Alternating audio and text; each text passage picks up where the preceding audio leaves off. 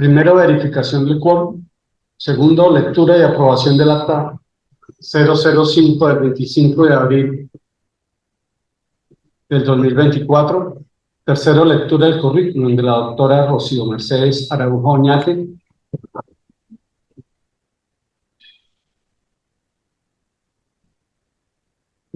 Cuarto, presentación del trabajo, novedades en la pérdida de investidura, análisis de la jurisprudencia del Consejo de Estado, a cargo de la recipiendaria Rocío Mercedes Araújo Oñate.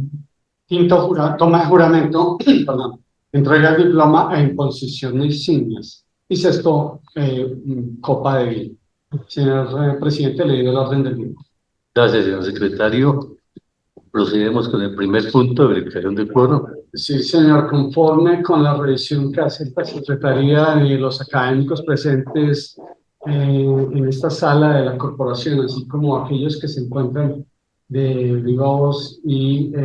cara en la plataforma virtual, tenemos quórum para adelantar la presente sesión. Gracias.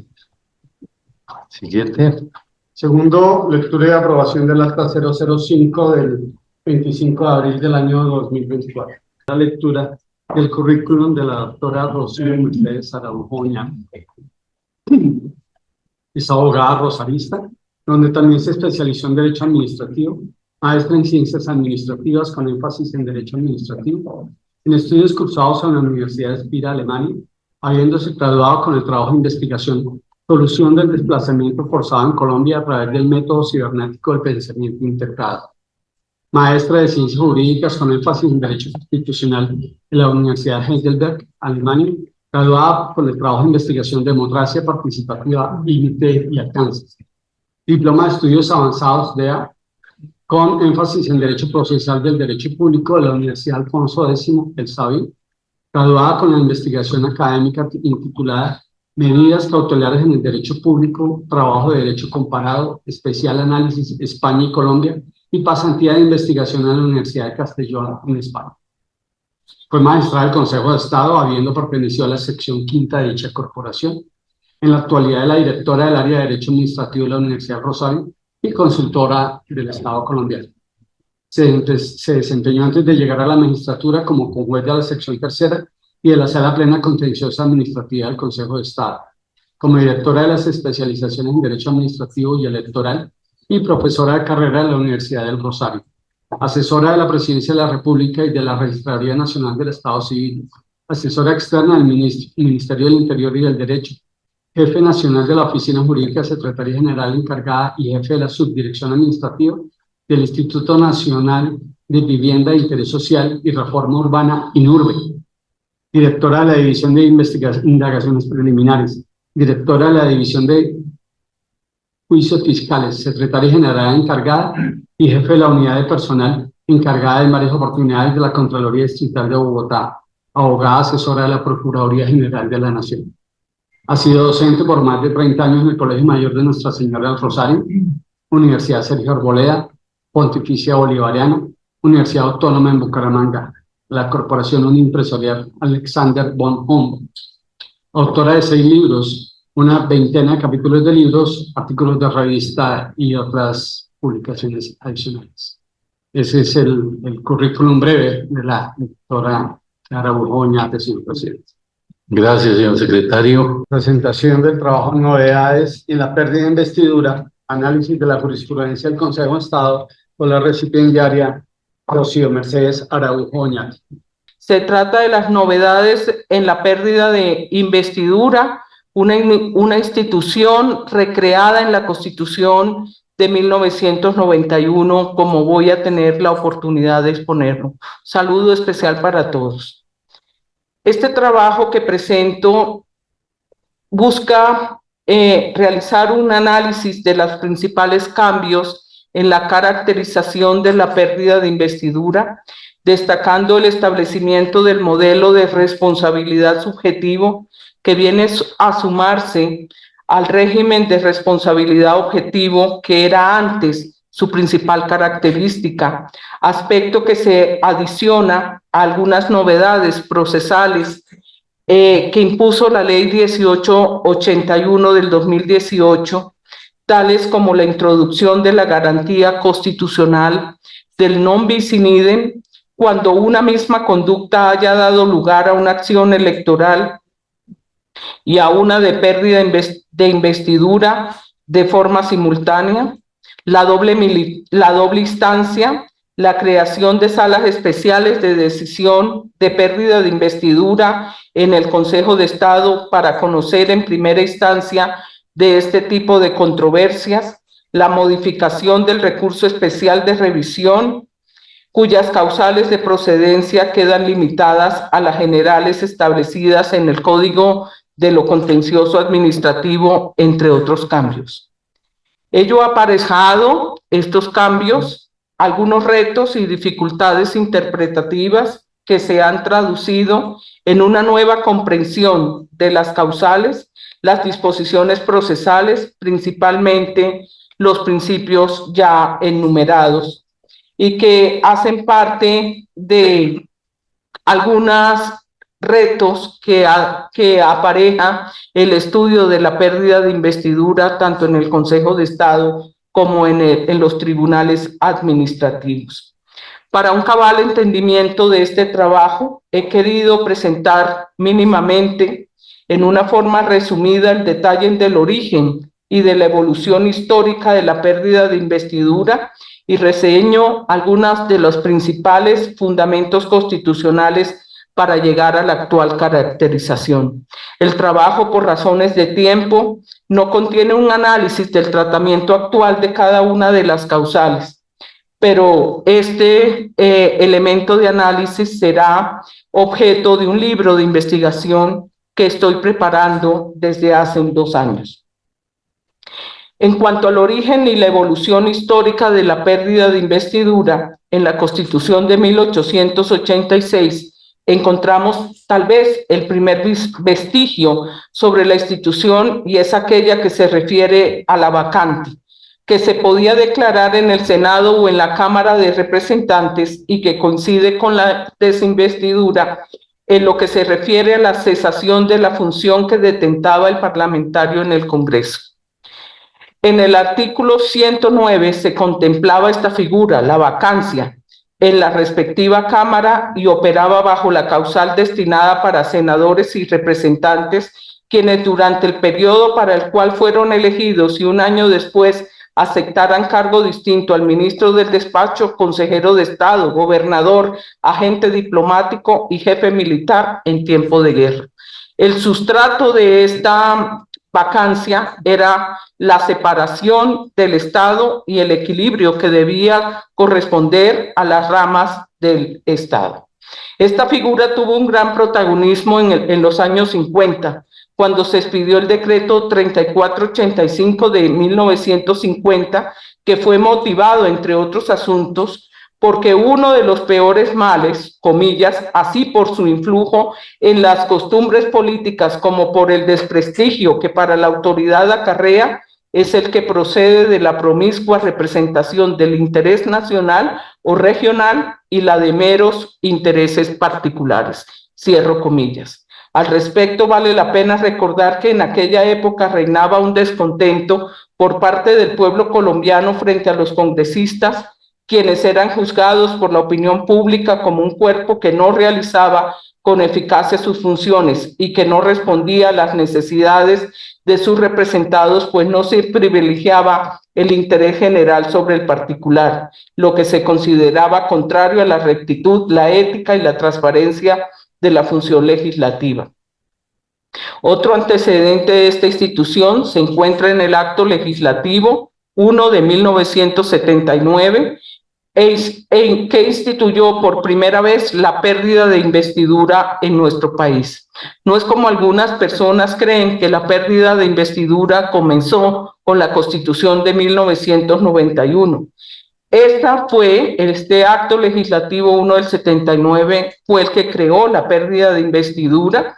y era el Consejo de Estado el competente para decretarla cuando se demostrara la infracción al régimen de incompatibilidades y al de conflictos de interés previstos en la Constitución y por el hecho de faltar en un periodo legislativo anual sin causa justificada a 8 de las sesiones plenarias en que se voten proyectos de actos legislativos o la ley. Esta reforma constitucional entró en vigencia el 20 de noviembre de 1979 y lo estuvo hasta el 3 de noviembre de 1981, cuando la Sala Plena de la Honorable Corte Suprema de Justicia declaró su inexequibilidad debido a vicios advertidos en la formación del señalado acto legislativo. Con posterioridad, el constituyente, en el año de 1991, retomó la institución prevista en el acto legislativo 01 de 1979, por lo que en el artículo 183 instituyó la pérdida de investidura de los congresistas. La justificación de esta institución puede resumirse en las palabras de la Asamblea Nacional Constituyente, que reposan en el número 51 en su página 27. No sería aceptable que a un parlamentario se le aplicaran medidas benevolentes como, por ejemplo, descuento de sus salarios o dietas o suspensiones temporales en el ejercicio de sus funciones. El congresista debe ser tan riguroso en su conducta que el resultado de un mal comportamiento sea la pérdida de investidura. La finalidad de la institución apunta a transformar el poder legislativo, el Congreso de la República, los consejos municipales y las asambleas, y convertirlos en un eficaz, transparente y digno cuerpo. Constitucionales de la pérdida de investidura. Son varias las normas de la Constitución que establecen la pérdida de investidura. Así tenemos, por ejemplo, el tan mentado en este tiempo, el artículo 109, en el que se establece la pérdida de la investidura o del cargo como sanción por la violación de los topes máximos de financiación de las campañas. También el artículo 110 prohíbe a quienes desempeñan funciones públicas hacer contribuciones a los partidos, movimientos o candidatos o inducir a otros para que lo hagan, salvo las excepciones. El incumplimiento es causal de remoción del cargo o de pérdida de investidura. También las inhabilidades e incompatibilidades, el régimen de conflicto de interés, la inasistencia en un mismo periodo de sesiones a 6 reuniones plenarias en las que se voten proyectos de acto legislativo, de ley o mociones de censura por no tomar posesión del cargo dentro de los 8 días siguientes a la fecha de instalación de las cámaras o a la fecha en que fueran llamados a posesionarse por indebida destinación de dineros públicos y por tráfico de influencias debidamente comprobado. A su turno, también el artículo 184 de la Constitución fija en el Consejo de Estado la competencia para poderla decretar en un término perentorio para que ello ocurra, y legitima su solicitud tanto a la mesa directiva de cualquiera de las cámaras como a cualquier ciudadano colombiano. El artículo 291, por último, de la Constitución establece la sanción de pérdida de investidura de los diputados y de los concejales cuando incurren en la prohibición de aceptar cargos en la administración pública. Todas estas transformaciones, como ya las he mencionado, han incidido en las características de la pérdida de investidura. Por este motivo, podríamos decir que unas eran las características de la pérdida de investidura hasta el año de 2016, entre 1993, que es la primera pérdida de investidura estudiada por el Consejo de Estado, hasta el año 2016, y después del año 2016 hasta la fecha tenemos unas características que han variado. En primer lugar, sigue siendo la pérdida de investidura, sigue teniendo un carácter ético, pues parte del examen del comportamiento recto, pulcro y transparente de los miembros de las corporaciones públicas, y por ello ha sido considerado como una herramienta mediante la cual el constituyente buscó asegurar el cumplimiento del estatuto del congresista, del concejal o del diputado. Ellas constituyen un código positivizado, en palabras del Consejo de Estado, de conducta que tiene por objeto reprochar y sancionar conductas contrarias a la dignidad del cargo que ejercen los representantes del pueblo, dignidad que surge por el hecho del voto ciudadano y que enaltece el principio de representación democrática. Lo anterior se entiende más si se tiene en cuenta que el artículo 133 de la Carta establece que los representantes del pueblo, en su calidad de miembros de cuerpos colegiados de elección popular directa, deben actuar consultando la justicia y el bien común y son responsables ante la sociedad y frente a sus electores de las obligaciones propias de su investidura. La Corte Constitucional hizo cambios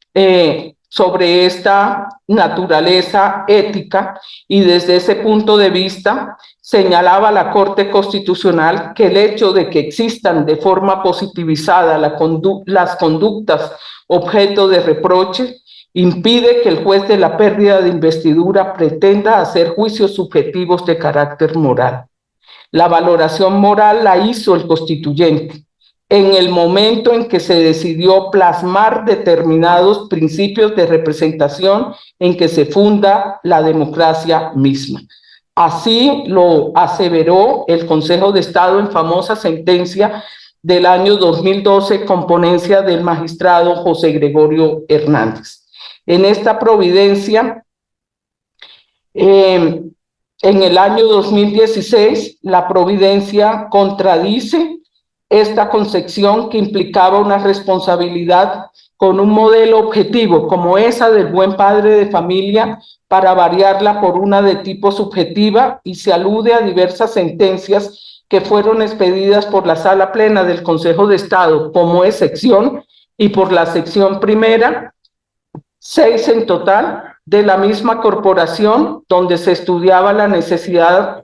de analizar la conducta del investigado en los procesos de pérdida de investidura sin que se llegara a la conclusión que por el hecho de indagar la conducta necesariamente el análisis en la pérdida de investidura implicara tanto la evaluación de la tipicidad, antijuridicidad y culpabilidad del investigado. Esa es uno de los principales cambios que se aducen hoy como característica, mermando un tanto la definición ética de la pérdida de investidura en sus orígenes. La otra perspectiva ética de la institución es que se trata de un mecanismo de democracia participativa mediante el cual los dignatarios de las corporaciones públicas y los ciudadanos ejercen control sobre sus representantes en virtud del artículo 40 de la Constitución. Una segunda característica pudiéramos remarcarla como que es de naturaleza sancionatoria. Así se señaló desde sus orígenes. La primera sentencia que habla de ello en la Corte Constitucional es la sentencia C-319 de 1994 con ponencia de Hernando Herrera Vergara. Este carácter fue siempre destacado no solamente por la Corte Constitucional, sino por el Consejo de Estado, juez natural de la pérdida de investidura. Sin embargo, la Constitución no definió si la responsabilidad era de tipo objetivo o de tipo subjetivo. El legislador consagró este nuevo carácter, el de subjetivo, en el artículo 1 de la Ley 1881 del 2018, seguido de la sentencia expedida por la Corte Constitucional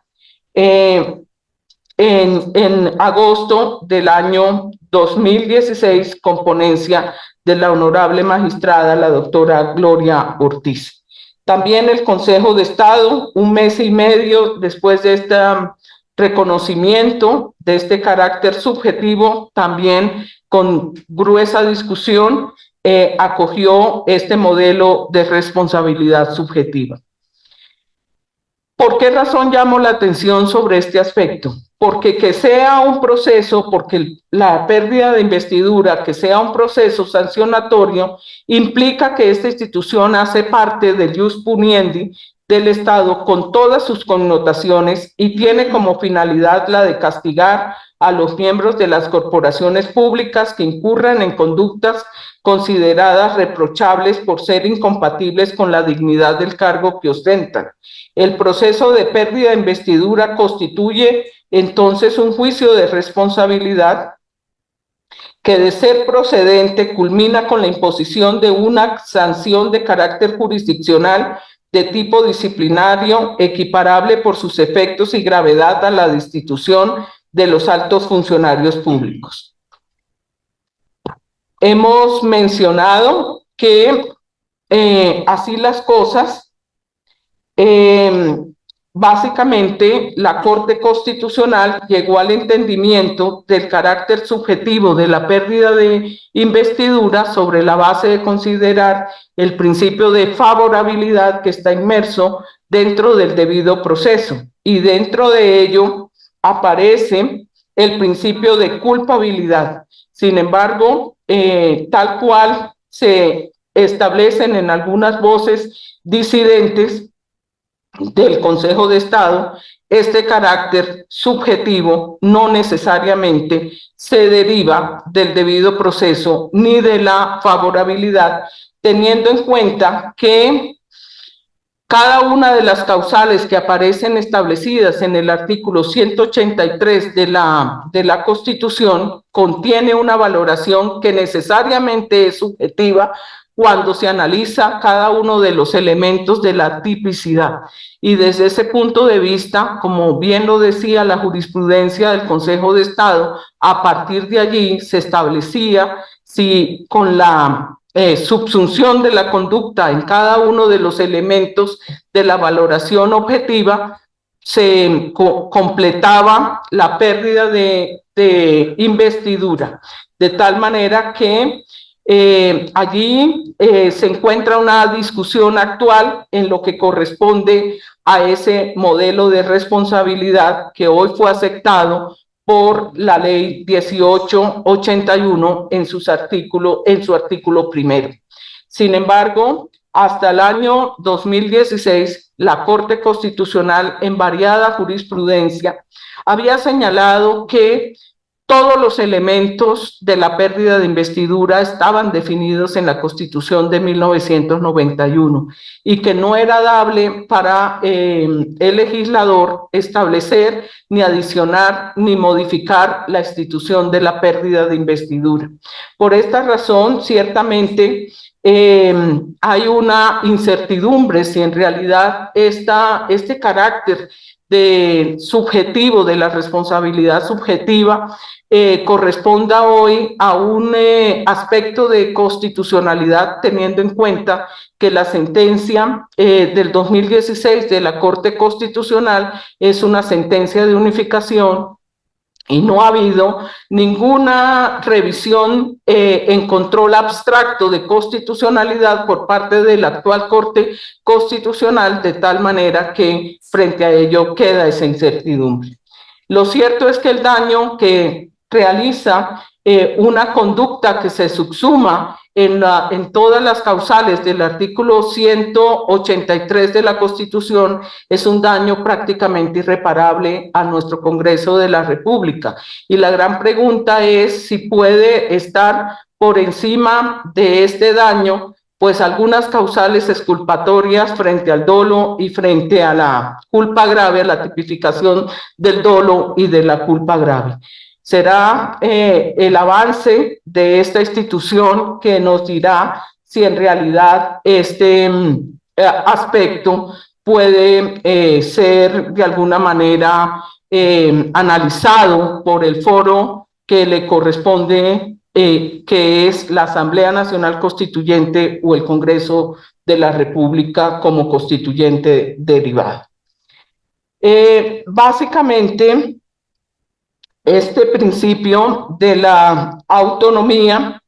este principio de la responsabilidad subjetiva, básicamente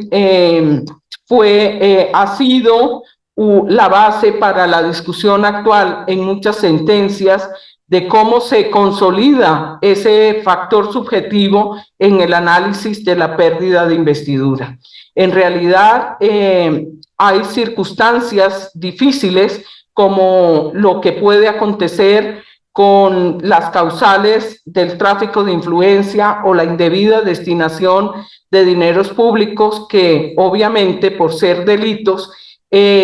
contienen un análisis del factor subjetivo, y entonces la pregunta que salta a la vista es hasta dónde puede adelantarse en el Consejo de Estado una sentencia de pérdida de investidura que pueda ciertamente señalar que no existe pérdida de investidura cuando el juez penal ha señalado que el congresista incurrió en estos delitos. Son problemas prácticos que se presentan que hasta el momento no ha tenido la corporación la oportunidad de resolver. En punto de esta circunstancia, encontramos adicionalmente una expresión de gran valía en uno de los salvamentos de voto frente a la sentencia de septiembre de 2016 del Consejo de Estado, y es que básicamente ese carácter, el factor subjetivo, debía ser impuesto por el constituyente. También, básicamente, hay voces que reclaman ese carácter objetivo sobre la base de considerar la finalidad de la pérdida de investidura. Pero además de estas dificultades en la interpretación que han surgido con fundamento en ese nuevo carácter, pues básicamente también debemos señalar que todavía el Consejo de Estado señala que es una institución autónoma en relación con otros regímenes de responsabilidad de los servidores públicos. Y esto es de gran importancia porque básicamente a veces se encuentra la pérdida de investidura con la nulidad electoral, sobre todo en punto de lo que corresponde a la nulidad electoral por razón de las inhabilidades. Entonces, en este aspecto, el país ha visto varios desacuerdos que se han presentado entre la sección quinta del Consejo de Estado y entre las salas especiales de decisión, como también con la sala plena. Es el caso, por ejemplo, de Antanas Mockus o de un representante de la Cámara de apellido Tobar, donde ciertamente ha habido dicotomía frente a la valoración del factor objetivo incluso, y desde ese punto de vista encontramos que por las finalidades de una figura y de la otra, encontramos que existe todavía ese carácter de autónomo. Igualmente, para llegar a ese carácter autónomo, la jurisprudencia tanto del Consejo de Estado como de la Corte Constitucional ha venido señalando unas definiciones tanto de carácter formal como de carácter sustantivo que diferencian a la pérdida de investidura, por ejemplo, de los delitos, o a la pérdida de investidura del aspecto de la nulidad electoral, etcétera, y por esa razón hasta el momento se sostiene ese carácter de autónomo, pero sin embargo quedan varias preguntas por resolver. Por ejemplo, en la forma como ha establecido el parágrafo del artículo primero de la ley 1881, el non bis in idem en cuanto hacia la pérdida de investidura con respecto de la nulidad electoral. La gran pregunta que nos hacemos es ¿cuál es el primer fallo que debe tenerse en cuenta para aplicar el principio del non bis in idem? Esto cuando hay un trámite simultáneo de la nulidad electoral y de la pérdida de investidura. Es el expedido y suscrito por los miembros de la sala de decisión, el notificado por la sala de decisión, el ejecutoriado primero. Esta fue la tesis que señaló la sección quinta del Consejo de Estado en el caso de Antanas Mockus, y básicamente recientemente la Corte Constitucional ha avalado esa tesis en virtud de lo previsto en el artículo 303 del Código General del Proceso. Una segunda pregunta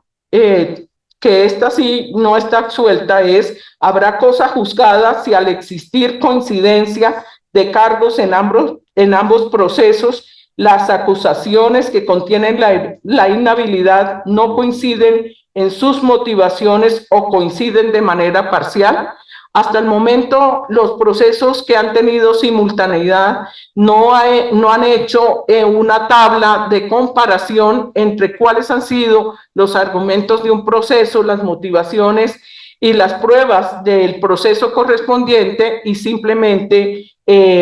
se ha podido juzgar de manera formal esta situación. El problema en realidad en concreto no se ha presentado. ¿Cómo garantizar que el Consejo de Estado en este tipo de asuntos pueda aplicar de manera uniforme la jurisprudencia que ha estudiado las distintas causales de inhabilidad si 27 salas de decisión realizan el estudio del proceso de pérdida de investidura en primera instancia? Sobre esta base, desde la Comisión de Relatoría creamos un observatorio de pérdida de investidura para simplemente generar una información valiosa para los magistrados de la Sala Plena Contenciosa Administrativa. Se encuentra impedido o es sujeto de recusación el magistrado de la sección quinta para conocer del proceso de nulidad electoral que participó o participa en el proceso de pérdida de investidura, o se encuentran impedidos o son sujetos de recusación los magistrados de la sección quinta que decidieron la nulidad electoral y no participaron de la primera instancia de la pérdida de investidura para conocer de este proceso en la segunda instancia del proceso. Todas estas preguntas serán absueltas seguramente con la problematización y la resolución de los procesos que lleguen al Consejo de Estado. Igualmente, como característica, continúa la prohibición perpetua de ejercer el derecho político a ser elegido popularmente, es decir, es una pena que no es redimible ni es conmutable y por lo tanto es de carácter permanente, de manera que comporta la imposibilidad de realizar un derecho constitucional.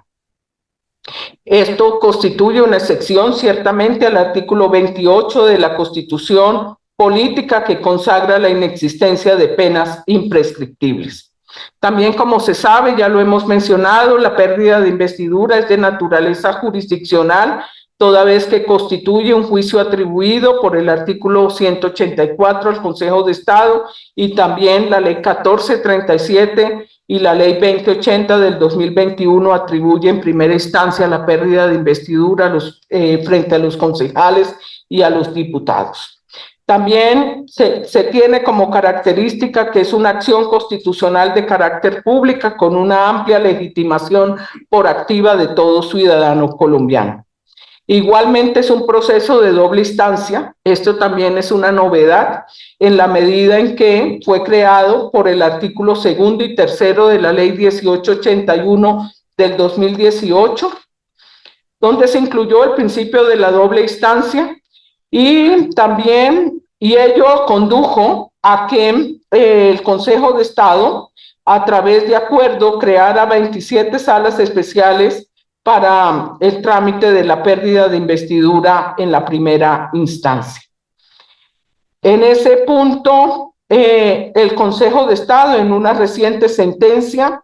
del año 2020, ha llegado a la conclusión que no existe doble conformidad, porque este es un principio típico de los procesos penales. No se encuentra ninguna regulación que la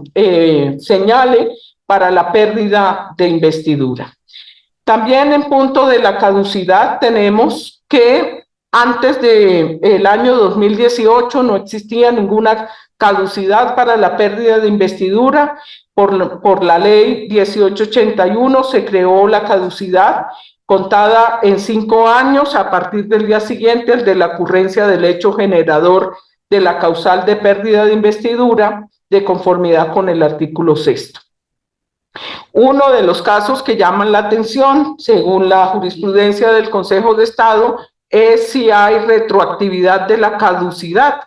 Y básicamente tenemos una ponencia una sentencia de la sección primera del Consejo de Estado que alude a la retroactividad de la pérdida de investidura, avalada hoy por la Corte Constitucional en sentencia del año 2021, en el que se señala que básicamente es posible la retroactividad de la caducidad, teniendo en cuenta que existe esta disposición nueva. Sin embargo, también en la misma Corte Constitucional no ha habido unanimidad frente a la sentencia que señala la retroactividad sobre la base de entender que la técnica de la ley, del estudio de la ley en el tiempo realmente no corresponde, porque no hay una norma que sea desfavorable, sino que simplemente había una disposición que no había ninguna disposición que la contemplara. Por ese motivo, 2 fueron los salvamentos de voto que se presentaron frente a la irretroactividad con argumentos de gran envergadura. Como vemos, entonces, en conclusión, las novedades en la pérdida de investidura son de variada estirpe, desde el carácter sustantivo con el juzgamiento y la valoración de la responsabilidad subjetiva, hasta algunos de los elementos de carácter procesal que vienen a variar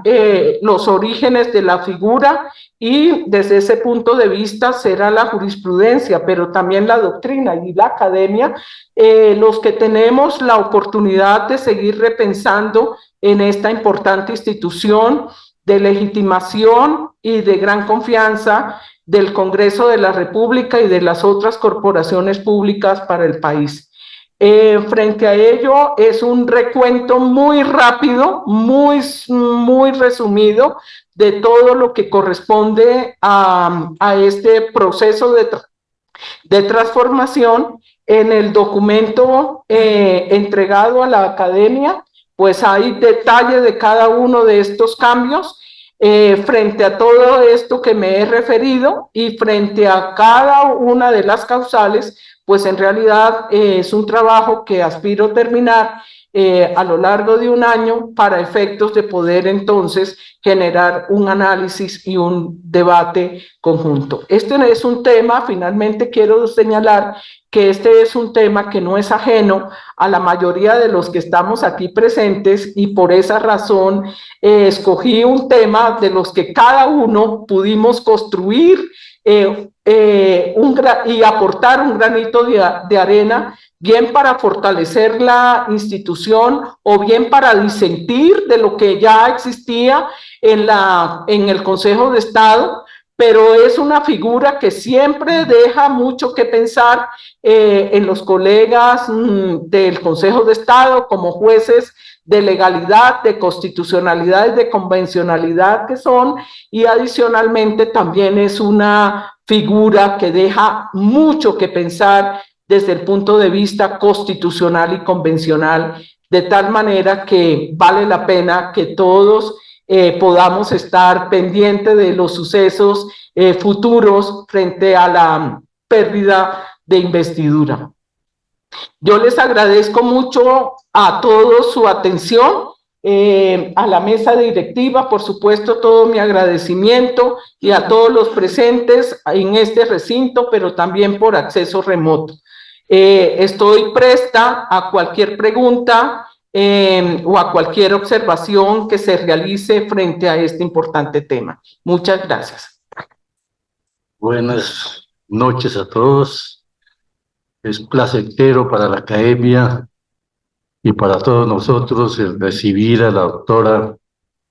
en esta oportunidad, la doctora Rocío, por la brillante exposición que nos ha presentado y el conocimiento de una institución tan importante para el país. La sola presentación explica su capacidad y sus merecimientos,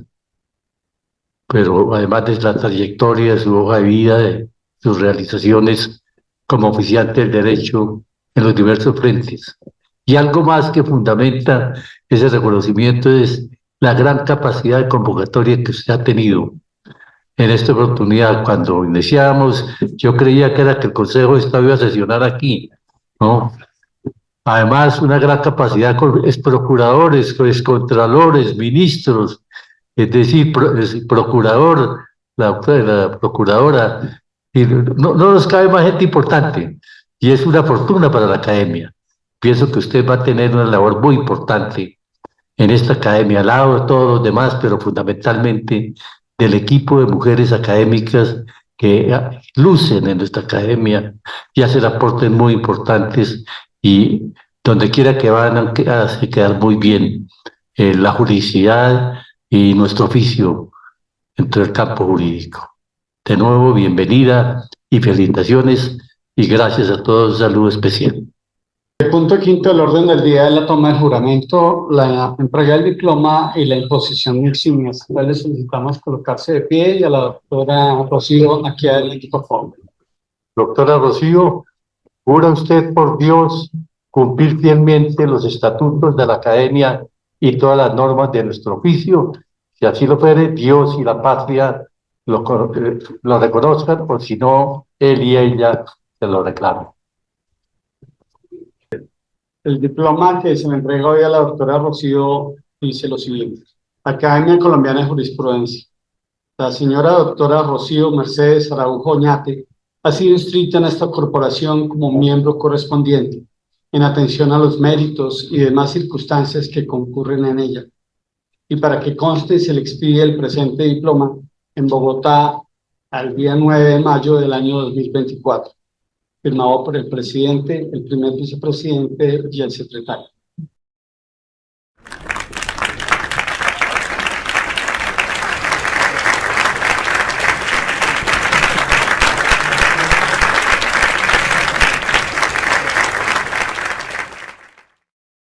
Doctora Liliana. Recibe este escudo por parte de esa personalidad importante. A toda tu familia nos llena de inmenso orgullo. Mil bendiciones.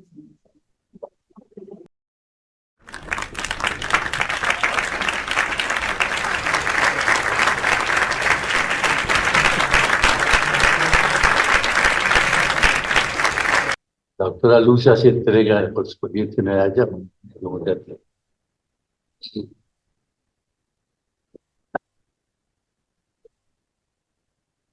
Estoy orgullosa de recibir otra mujer importante, inteligente, rosarista.